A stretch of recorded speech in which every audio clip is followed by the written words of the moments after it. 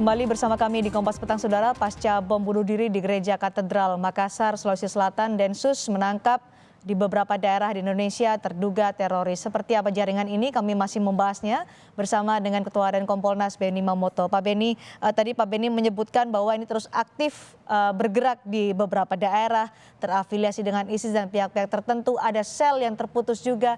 Seberapa besar atau seberapa besar hambatan untuk bisa menyusuri dan menelusuri JAD ini di Indonesia? Karena ada sel putusan tadi yang disebutkan Pak Benny, agak sulit untuk diidentifikasi atau di tracing. Ya, jadi Polri dalam hal ini Densus tidak bisa bekerja sendiri, perlu peran serta masyarakat, dukungan dari seluruh elemen masyarakat termasuk semua stakeholder yang berkaitan dengan masalah ini. Oke. Peran tokoh masyarakat menjadi penting, tokoh agama menjadi penting. Kemudian kita semua tahu karena rekrutmennya melalui media sosial dengan menggunakan dukungan teknologi, maka cara-cara yang ditempuh untuk kontra narasi itu harus dilakukan juga dengan masif, sehingga masyarakat bisa langsung mendapat klarifikasi seandainya ada isu provokatif ataupun ada isu yang memang sengaja diciptakan, segera ada narasi kontranya.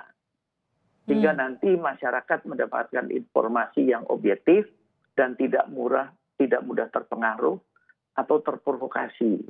Karena mereka dengan lihai. Benny, tadi dijelaskan oleh Kapolda Metro Jaya peran-peran dari masing-masing orang yang ditangkap di Bekasi dan juga Condet. Sepertinya masih aktif, bahkan ada juga yang mengikuti pertemuan-pertemuan untuk menyiapkan aksi teror, membiayai pula pembuatan bahan peledak ini. Komentar Anda soal ini?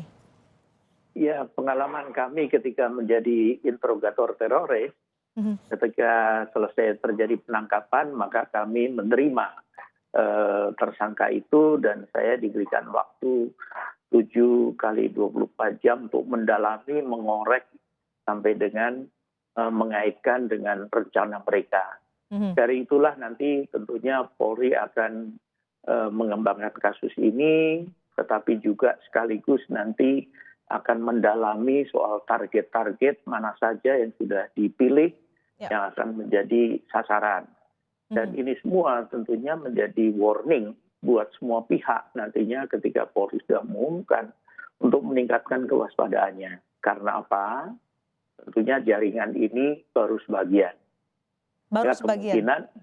Kemungkinan nanti kelompok atau jaringan yang belum tertangkap itu bisa melakukan tindak lanjut aksinya. Inilah yang perlu menjadi kewaspadaan kita semua. Dan yang paling penting dari pelajaran kasus ini, kita perlu memberikan apresiasi yang tinggi kepada jajaran Densus 88 yang tidak pernah tidur, terus memantau pergerakan jaringan dan berhasil mencegah sebelum mereka melakukan eksekusi. Terakhir kepada Pak Benny Mamoto, karena tadi sudah disampaikan oleh Kapolda Metro Jaya soal penangkapan dan juga barang bukti yang disita.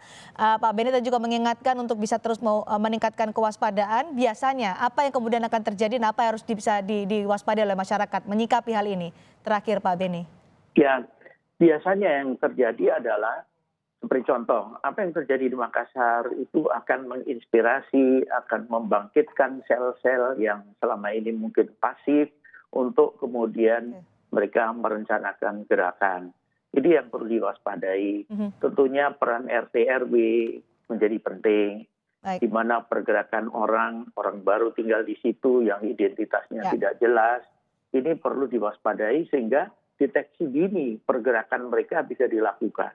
Baik, deteksi dini itu yang penting. Terima kasih Pak Benny Mamoto telah bergabung bersama kami di Kompas Petang sore hari ini.